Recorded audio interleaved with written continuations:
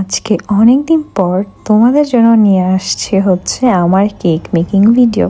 তোমরা এটা অনেক মিস করো আমি জানি, বাট আমার অর্ডারই নেওয়া হয় না। কিন্তু এইবার হচ্ছে চিন্তা করলাম আচ্ছা ঠিক আছে একটা অর্ডার নিই। এটা হচ্ছে বার্থডে কেক ছিল একটা বাবুর জন্য, যার হচ্ছে 1 ইয়ার কমপ্লিট হয়েছে। সো আমাকে হচ্ছে একটা ফটো রেফারেন্স দেওয়া হয়েছিল, তো কেকটা হচ্ছে 2 টায়ারের হবে। তো আমি এতদিন পর যে কেক বানাবো, মানে তোমরা জানোই যে কাজটা তোমরা কন্টিনিউয়াসলি যদি না করো, অনেক দিন পর যদি করো, তারপর দেখবা যে মানে সব এলোমেলো লাগে।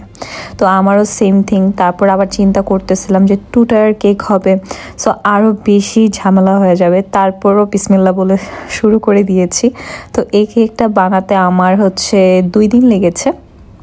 আর এই কেকের পিছে যত কাহিনী আছে, লাইক ভ্লগ, সব কিছু আমি করে রেখেছি। তোমরা যদি চাও তাহলে আমি শেয়ার করতে পারি, কমেন্ট বক্সে অবশ্যই জানাবা। তো কেকটা হচ্ছে 50 to 60% জন্য ছিল অর্ডারের, বাট আমার হচ্ছে কেক একটু সবসময় বড় হয়ে যায় ডেকোরেশন করতে করতে, তো ইজিলি এটা 60 to 70% খেতে পারবে, আর বাসায় রেখেও খেতে পারবে।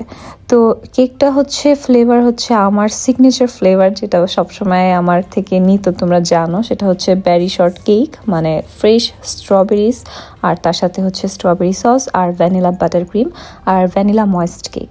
সো আমার বেসিক ক্লাস যদি তোমরা করো, এই butter cream, vanilla butter cream আর আমার সিগনেচার ভ্যানিলা ময়েস্ট কেক একদম পেয়ে যাবা।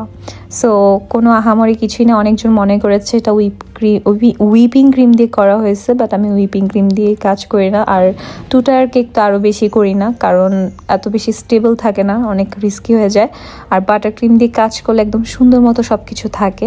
সো এই কেকটা আমি হচ্ছে রাতে বানিয়ে রেখেছিলাম, তো সারা রাত ফ্রিজে ছিল। আর কেকটা যে নিতে আসছে প্রায় 1 আওয়ারের বেশি, 1 আওয়ার 30 মিনিটস এরকম টাইপ ড্রাইভ করে আসছে আমার কেক নিতে। সো বুঝো অনেক দূর থেকে আসছে।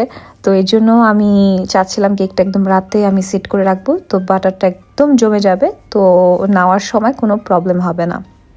তো আমি ছোট একটা করে নিয়েছি, তারপর হচ্ছে বড়টা করে নিয়েছি, দুটোটাই সেম ফ্লেভার ছিল। তো আমি এইভাবে 2 টায়ার করে নিয়েছি। আর হ্যাঁ, অনেক দূর থেকে আসছে কেক নিতে, আমার থেকে অনেকজনই এরকম অনেক দূর থেকে নেয়। সো তখন আরও ভালো লাগে যে না, এত দূর থেকে আসতেছে, দ্যাটস মিন আমার কেকের মধ্যে কিছু একটা আছে। সো কেকের রিভিউ অনেক ভালো আসছে, আলহামদুলিল্লাহ, আই এম সো হ্যাপি। তারাও অনেক হ্যাপি হয়েছে। তোমরা দেখবা যে আমি একটা রিল পোস্ট করেছিলাম, সেখানে একজন ছবিও দিয়েছিল। তারপরও আমি সব কিছু ভ্লগে বলে দিব। আমি ইউজুয়ালি বাঙালিদের থেকে কেক নিই না, কারণ এটা তাদের টেস্টের সাথে যায় না। লাইক অনেকজনই পছন্দ করে না বাটার ক্রিম, মানে আমেরিকান কেকগুলো পছন্দ করে না, বাট যারা জানে এটার টেস্ট কীরকম হয় তারা ঠিকই নেয়। সো এই তো। আর হ্যাঁ, লেটার বসে দিয়েছি, ফাইজা নাম ছিল।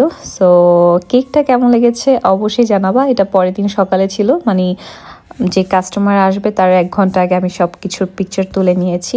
আমাকে যদি বলো আমি স্যাটিসফাইড কিনা, ইয়েস, আলহামদুলিল্লাহ, আমি আমার বেস্টটা ট্রাই করেছি। আর সারা রাত মনে হয় আমি কতবার যে ফ্রিজ খুলেছি যা বলার বাহিরে। কেকটার বক্সিং করতে এত কষ্ট হয়েছে, কারণ কেকটা অনেক হেভি ছিল, মানে 10 কেজির উপরে হবে। সো এই তো। এতদিন পর আমার কেক মেকিং ভিডিও দেখে তোমাদের কেমন লেগেছে অবশ্যই জানাবা, আর কেকটাও কেমন লেগেছে অবশ্যই জানাবা। Bye bye.